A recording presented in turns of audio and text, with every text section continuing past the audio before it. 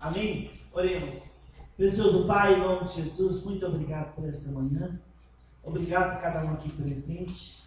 Obrigado por sua presença conosco, Pai. Te amamos, te adoramos, te damos toda a honra e toda a glória nessa manhã. Espírito Santo, unge nossos corações, unge a sua palavra. Fala conosco, Senhor. Por favor. Precisamos tanto de Ti, ó Deus. Deus de Israel, nosso Deus e Pai, nós necessitamos tanto do Senhor. Por favor, Senhor, unge esse tempo aqui juntos. Fala conosco. Em nome de Jesus nós oramos. Amém. Salmo 135, versículo 6. Está escrito. Não, versículo 6. Tudo quanto aprouve ao Senhor, Ele o fez, nos céus e na terra, no mar e em todos os abismos. Tudo quanto aprouve ao Senhor, tudo que Deus desejou fazer, Ele fez. Versículo 3 e 4 está escrito. 3, 4 e 5. Louvai ao Senhor, porque o Senhor é bom. Cantai louvores ao seu nome, porque é agradável. Pois o Senhor escolheu para si a Jacó e a Israel para a sua possessão. Com efeito, eu sei que o Senhor é grande e que o nosso Deus está acima de todos os deuses. Olha, vivemos dias difíceis, tempos complicados, onde nós precisamos voltar nossos olhos sempre e continuamente, sempre, para aquele que é o autor da nossa fé, Jesus Cristo. Nós precisamos cantar louvores ao nosso Deus, porque isso é agradável a Ele. Isso é agradável, está escrito aqui em Salmo. Porque Deus tem um propósito para essa igreja. Deus tem um propósito para cada um que aqui está, para cada um de nós. Deus tem um propósito eterno. Deus nos chamou, Deus tem um chamamento, sabe, para cada um de nós, nessa manhã de domingo, para cada um que nos assiste pela internet. Deus tem um plano, Deus tem um propósito. E muitas vezes Ele permite situações em nossas vidas para que nós sejamos apurados, para que nós sejamos apurados como o ouro perecível. Que possamos brilhar mais e mais, como a luz da aurora vai brilhando, pegando carona aqui no versículo, no caso a Milton citou, para que possamos brilhar mais e mais. Mas sabe, o que acontece muitas vezes? O que acontece muitas vezes em nossas vidas, quando nós não conseguimos olhar as coisas ao nosso redor com os olhos da fé. O que acontece muitas vezes é que ficamos com muito medo, inseguros, e sempre procuramos um lugar para que possamos fugir, para que possamos esconder, e muitos procuram esconder em suas casas, não vão mais para a igreja, procuram esconder, no seu escritório, no seu trabalho, na sua escola. Tem tantas, coisas que são colocadas como lugar de refúgio, um lugar onde as pessoas sentem seguras, estão fugindo, não querem compromisso com Deus, não querem compromisso com o corpo local. E como nós vimos na escola dominical, é triste, como também não querem, ter um pastor nas suas vidas, que os pastoreiam, que amem incondicionalmente, que o abrace, que o acolhe e que, ajudam no dia a dia. Vivemos dias difíceis. Muitas vezes, diante dessas situações, pensamos em fugir. O Senhor escolheu para si a Jacó. Deus é grande e opera maravilhas. Tudo que aprouve, Ele fez. Nada que Deus inicia, Ele não termina antes de acabar o que começou. O Senhor tem um plano bem elaborado para as nossas vidas. Tem coisas que lhe agradam, então Ele faz. Tem coisas que lhe agradam, então me dê paz. Sabe, amados? Mesmo Provérbios, por exemplo, muitas vezes, diante de situações, nós precisamos, e Deus usa um abraço de um amigo, de um irmão. Deus usa pessoas para nos auxiliar, para nos ajudar em áreas que nós estamos tendo problemas. Deus usa seus filhos para nos servir no dia a dia e que possamos também servir uns aos outros. Provérbios 17:17 está escrito que em todo tempo ama o amigo e na angústia se faz o irmão. Mesmo que todos nos abandonem, ou até mesmo fingem que não estão ouvindo o nosso clamor, que não estão nem aí para as coisas de Deus. Infelizmente, tem pessoas que vivem assim. Deus ouve o nosso clamor. Ele nos escolheu com um propósito eterno. Ele iniciou algo em nossas vidas. Ele iniciou algo em nossa igreja. E Deus ainda não terminou. Ele ainda está trabalhando em nosso benefício. Deus está trabalhando no meu benefício nesta manhã, no seu benefício nesta manhã. Deus está trabalhando e Ele não vai terminar antes de concluir o que Ele iniciou, porque Ele nos ama. Ele não vai parar antes de terminar, antes de concluir o que Ele iniciou. Filipenses 1:6, Paulo disse: estou plenamente certo que aquele que começou boa obra em vós há de concluir até o tempo de Cristo Jesus. Deus escolheu Jacó. Sabe, muitos homens da Bíblia fugiram, picaram a mula. Moisés foi um que fugiu, por exemplo, de Faraó, em Êxodo 2, né? Ou, por exemplo, nós vimos Abraão, também fugiu. Davi, várias vezes, foi um fugitivo. Jesus também fugia de perseguição. Das perseguições, ele disse. Porém, Jonas, fugiu da vontade de Deus. Deus tinha um plano, um propósito para Jonas. E Deus falou para Jonas o que ele queria que Jonas fizesse. E o que Jonas fez? Ele picou a mula para não obedecer. A geração de Jeremias também. Mas Jacó, Deus escolheu Jacó. E Jacó, nós sabemos que ele tinha um irmão gêmeo chamado Esaú. E antes, até mesmo na barriga de Rebeca, Deus já tinha estabelecido em Gênesis 25 que o mais velho serviria o mais novo. E o que nós vimos? Esaú era o herdeiro da primogenitura, ele era o herdeiro das bênçãos patriarcais, tá certo? Patriarcais. Ele era o herdeiro, ele tinha a ver com o líder, ele seria um líder da família. Porém, o que nós vimos na história?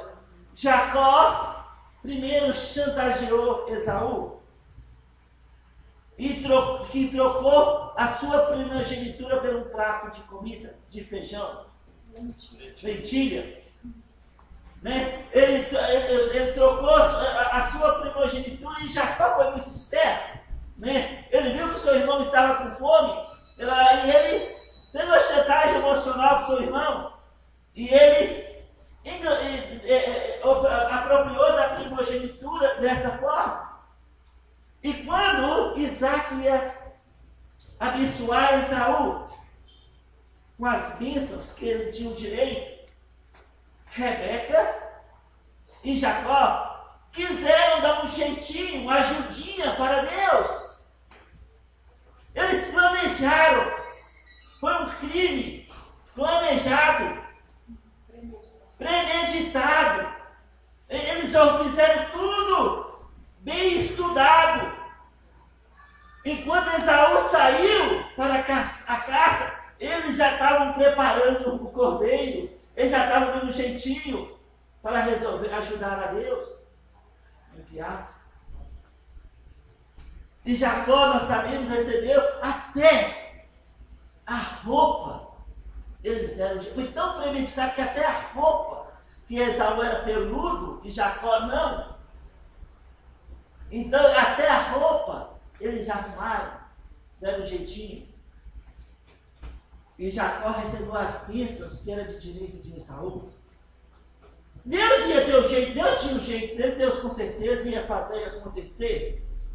Mas qual foi o resultado? Em Gênesis 27, quando Esaú ficou sabendo o que tinha acontecido, ele ficou com muito ódio do seu irmão, Jacó. E ele prometeu matar Jacó. Ele queria vingança. Em Gênesis 27, está escrito, versículo 41. Gênesis 27, 41 está escrito o seguinte. Gênesis 27, versículo 41. Esaú diz o seguinte, está escrito: passou Esaú a odiar a Jacó por causa da bênção com que seu pai o tinha abençoado. E disse consigo: vem próximos os dias de luto por meu pai, então matarei a Jacó, meu irmão. Sabe, Jacó, em vez de encarar as consequências do problema, em vez de resolver o problema com seu irmão e junto com Rebeca, sua mãe, o que Jacó fez? Ele fugiu. E Rebeca falou: olha, você vai lá para Padan, onde está meu irmão Labão, seu tio. Fica lá um tempo, até aplacar a ira do seu irmão, e depois você volta. E Jacó fugiu, ficou a mula e foi para Padan, no norte de Israel, lá em cima. No caminho, Deus apareceu a Jacó em Betel. E Deus falou para Jacó que ele traria de volta a terra prometida. Porque Jacó, Deus tinha um chamado para a vida dele. Deus tinha um plano para a vida de Jacó. E o que aconteceu? Jacó foi para seu tio Labão. E 20 anos trabalhou com seu tio Labão, casando com Lia e Raquel. 20 anos! 20 anos! Jacó ali ficou. E Deus, de novo, apareceu a Jacó e falou para ele voltar para a terra prometida. Em Gênesis 31, versículo 3, está escrito: e disse o Senhor a Jacó: torna à terra dos teus pais e a tua parentela, e eu serei contigo. E eu serei contigo. Sabe, Jacó procurou imediatamente obedecer a Deus. Porém, ele lembrou que 20 anos atrás ele tinha deixado um irmão querendo vingança. Ele lembrou que deixou para trás um irmão querendo matá-lo. E Jacó teve medo. Ele enviou uns servos para falar com Esaú: olha, eu estou voltando, para assustar como Esaú estava. E os seus mensageiros voltaram. E voltaram com uma notícia que não era muito boa. Falou: Jacó, nós fomos e falamos com Esaú, e ele está vindo encontrar com você, Jacó. Porém, 400 homens de guerra estão com ele.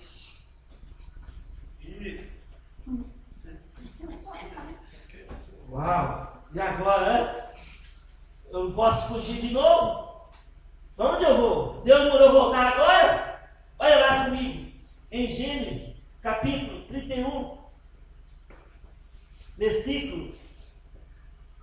capítulo 32 de Gênesis, versículo 7, está escrito: no versículo 6, voltaram os mensageiros a Jacó, dizendo: fomos ao teu irmão Esaú, também ele vem a caminho para se encontrar contigo, e 400 homens com ele. E olha, Esaú era homem guerreiro, e a descendência de Esaú foi os Esaú, Edonitas, Amonitas, Edomitas, que eram homens de guerra. E os amalequitas também. Também homens de guerra. Então, já no versículo 7, então Jacó teve medo e se perturbou, dividiu em 2 bandos o povo que com ele estava, e os rebanhos e os bois e os camelos. Pois disse: se vier Esaú a um bando e o ferir, e o outro bando escapará. E agora? Ele continua espertão, né? Vamos dar um jeitinho aqui. Está sempre dando um jeito. Mas aí, eu acho que aí foi onde caiu a ficha dele. Ele não fugiu, ele tentou dar um jeito, mas ele fez o que era o principal agora. Ele orou, ele buscou a Deus. Ele colocou sua causa diante de Deus. Olha no versículo 9, o versículo 9. E orou Jacó: Deus de meu pai Abraão, e Deus de meu pai Isaque, o Senhor que me disseste: torna a tua terra e a tua parentela, e te farei bem. Sou indigno de todas as misericórdias e de toda a fidelidade que tens usado para com teu servo, pois com apenas o meu cajado atravessei este Jordão, já agora sois 2 bandos. Sabe, aqui tem uma confissão de Jacó: ó Senhor, eu sou indigno, eu não sou merecedor, mas Senhor, o Senhor disseste: volta para a tua parentela. Eis que meu irmão Esaú vem de encontro comigo. 20 anos atrás eu deixei ele querendo vingança, e ele vem com 400 homens. Senhor, tu és um Deus misericordioso, tu és fiel. Peço agora que o Senhor age com fidelidade, com misericórdia. E sabe uma coisa fantástica?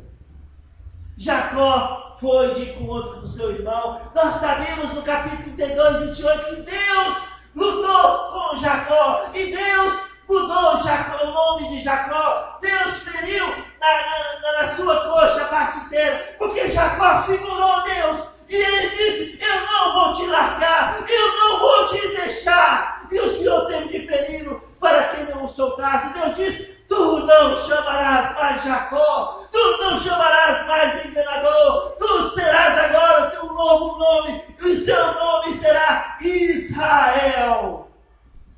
Israel. Segura no Senhor, corre para a presença de Deus. Jacó segurou com força. Sou indigno, Senhor, não mereço, mas eu não vou soltar. E o Senhor teve de ferir. E o Senhor disse: tu não chamarás mais Jacó, mas Israel. E Jacó foi encontrar com Esaú. E o que Deus fez? Deus mudou o coração de Esaú. Deus mudou o coração de vingança, de ódio, para um coração amoroso. É assim que Deus trabalha. Deus trabalha de dentro para fora. Deus trabalha no mais profundo íntimo do ser humano. E Deus foi lá no íntimo de Esaú e mudou de ódio para o amor. E no capítulo 33, versículo 3 e 4 está escrito: e ele mesmo, adiantando-se, prostrou-se à terra 7 vezes, até aproximar de seu irmão. Então Esaú correu-lhe ao encontro e o abraçou, arrojou-se-lhe os pescoços e o beijou, e choraram. E choraram. Deus mudou o coração de Esaú. Deus é poderoso para mudar o coração do homem. No capítulo 33, versículo 20. E levantou ali um altar e lhe chamou Deus, o Deus de Israel. E este é o nosso Deus, o Deus de Israel. Ele é o nosso Deus. Não fuja, confie no Senhor. Confie no Senhor. Deus resolveu a situação de Jacó. movendo o coração de Esaú. Deus operou no coração de Esaú para que o seu plano para com Jacó se cumprisse. Às vezes, irmãos, ficamos como Jacó, talvez por causa de erros e fracassos do passado, decepções com pessoas próximas, e sempre estamos sendo relembrados dessas coisas através dos dardos do inimigo.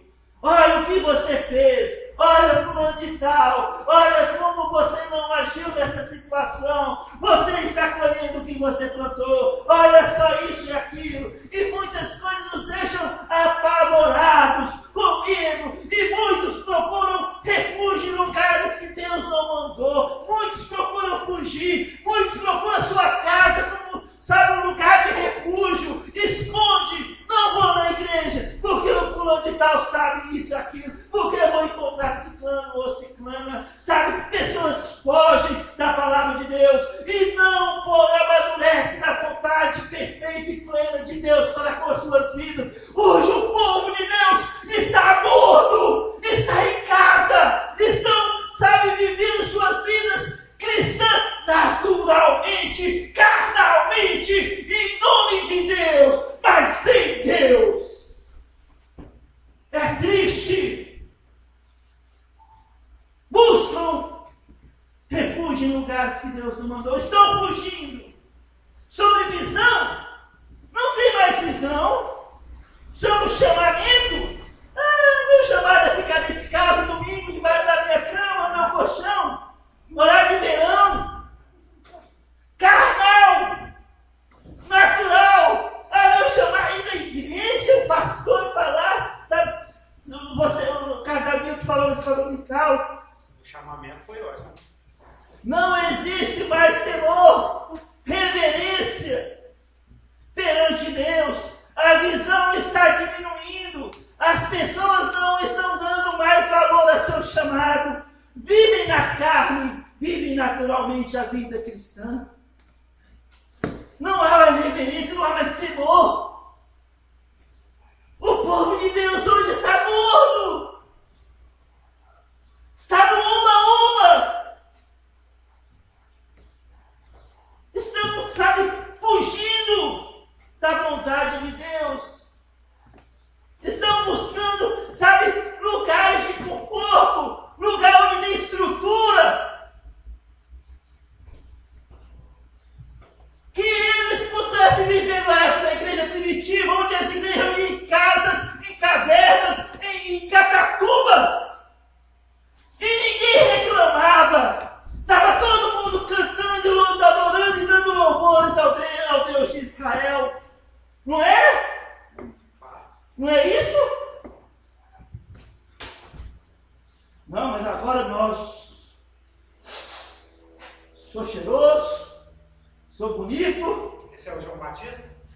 João Batista, quebrando pedra, com seus 90 e tantos anos, igual o seu América aqui. Não, esse é o João Apóstolo. João Batista, Então você falou cheiroso, é o Batista. O Batista, comedor de não camarão, mas comedor de escorpião, gafanhoto. Imagina, nós estamos, sabe, infelizmente, procurando desculpas e assim fugindo.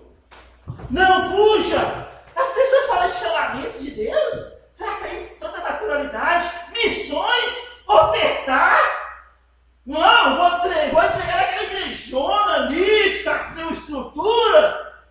Tudo bem, não tem problema, Deus cuida da sua igreja. Está rica, bastarda, abastarda, não tem tudo à sua disposição, estrutura, não precisamos de mais ninguém, nós somos donos de nós mesmos. E Deus disse: não sabes que tu és pobre, nu, cego, e eu estou a ponto de vomitar da minha boca.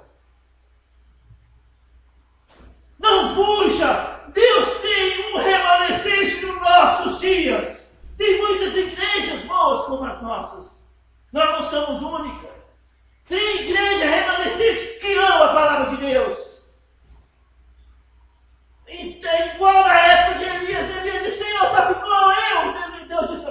falei 7.000 homens que não curvaram suas cabeças diante de Baal. Deus tem seus milhares aí também que ama a palavra de Deus. Mas o espírito de Laodiceia é tão visível na igreja de Jesus Cristo em nossos dias. Pessoas deixam de investir no reino para investir na carne. Esquece as coisas. Falar de missões da igreja. Antigamente falava muito de missões na igreja. Falava muito de apoiar missionários. Para apoiar aqueles que vão para a rua. Hoje, as pessoas nos desprezam. Crentes nos desprezam por ir à rua. Não, que isso, pastor? Nós nunca vamos fazer isso. Agem com as suas atitudes.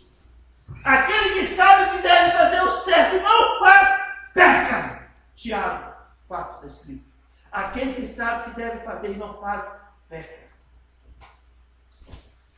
Não fuja! Satanás está o tempo todo nos mostrando os nossos problemas.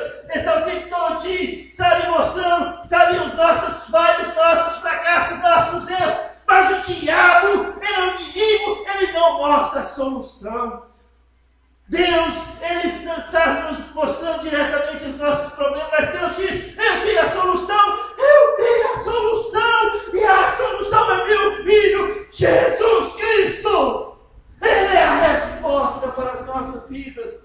Nossa vida nada vale sem Ele, mas tem grande valor com Ele. Hoje de manhã, nossa vida é importantíssima para nosso Deus.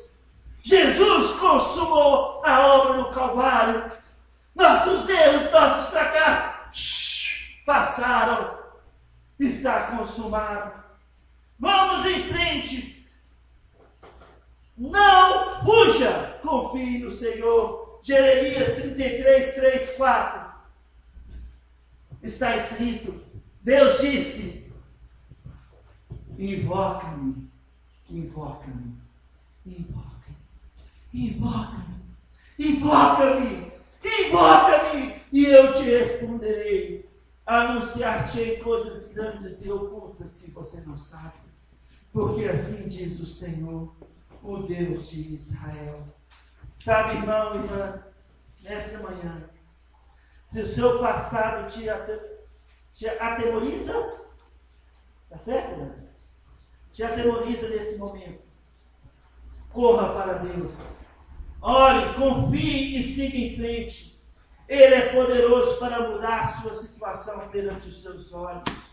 Tudo o que era necessário fazer, Ele fez por nós na cruz, para que nós pudéssemos ser declarados mais que vencedores.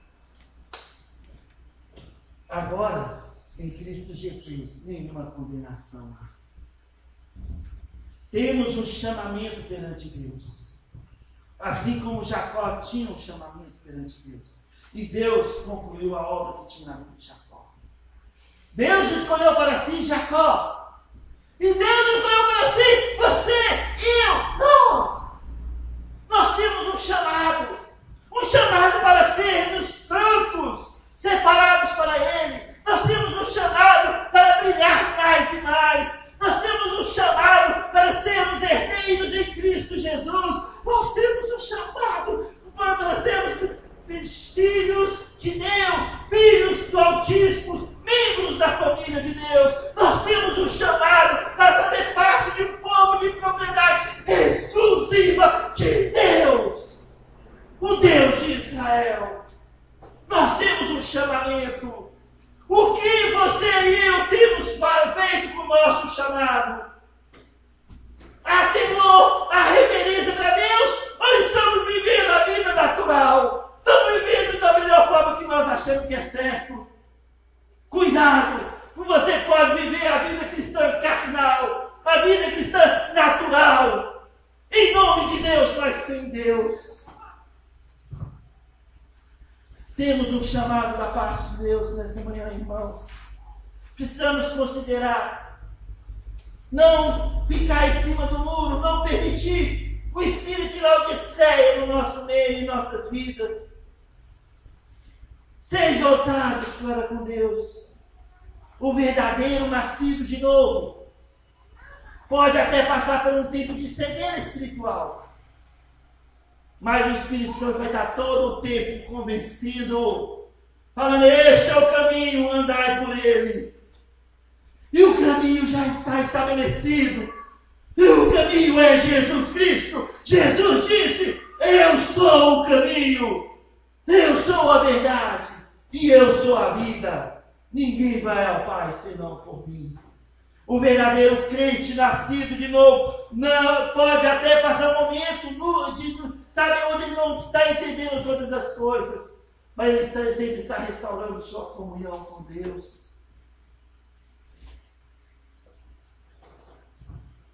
Abra sua Bíblia conosco para terminar, amados, em Isaías 48.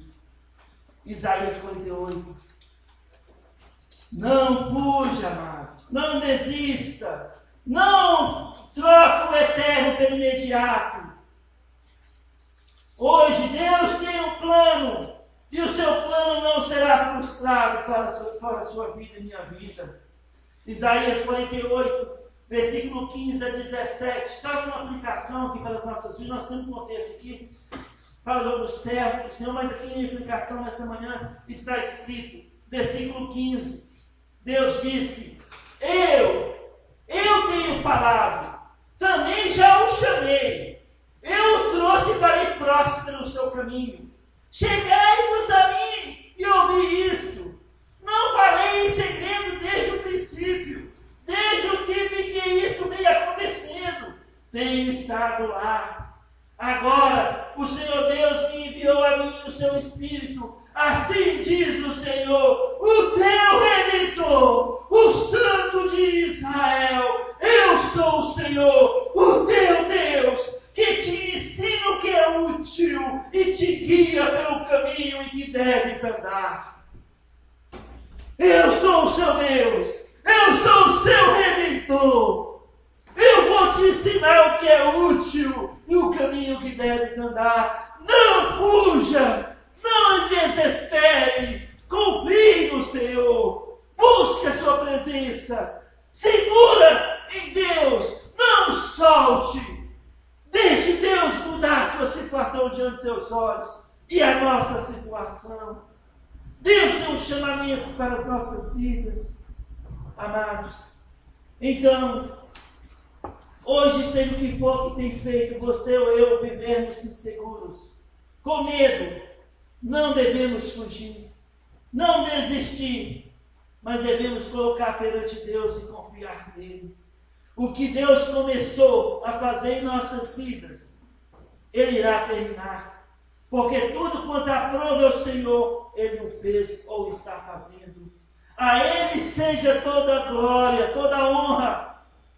Temos motivos para cantar sempre louvores ao nosso Deus, como está em Salmo 135, porque Ele é grande, porque isso agrada a Ele, e grandes são as suas misericórdias e fidelidade. Deus tem um plano bem elaborado para as nossas vidas, e este plano não poderá jamais ser frustrado. Confie nele. Vamos em frente. Não pense: somos tão poucos. Nós não temos condição. Deus vai levantar homens e mulheres que amam sua palavra no nosso meio, que vai apoiar esse ministério. E nós vamos ver Deus sendo glorificado como tem sido em nossas vidas. Vamos em frente. Não desista. Que Deus possa nos guiar no caminho que devemos andar. E esse caminho já está estabelecido em nossas vidas, que é Jesus Cristo. Amém? Curvamos nossas cabeças, fechando nossos olhos. Precioso Pai, em nome de Jesus, este nome que está acima de todos os nomes, nós te damos toda a honra, toda a glória, todo o louvor, toda a nossa gratidão a Ti, ó Pai. Não entendemos todas essas coisas. Somos indignos, como Jacó falou, Pai.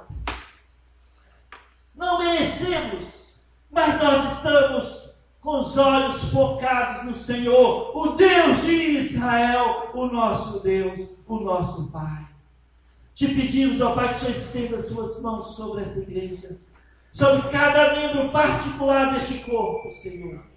Em nome de Jesus, que o Senhor nos ensine, nos guie no caminho que devemos andar, nos ensine o que é útil, e que possamos render, cantar toda a honra, toda a glória, todo o louvor ao nosso Deus, ao Deus de Israel.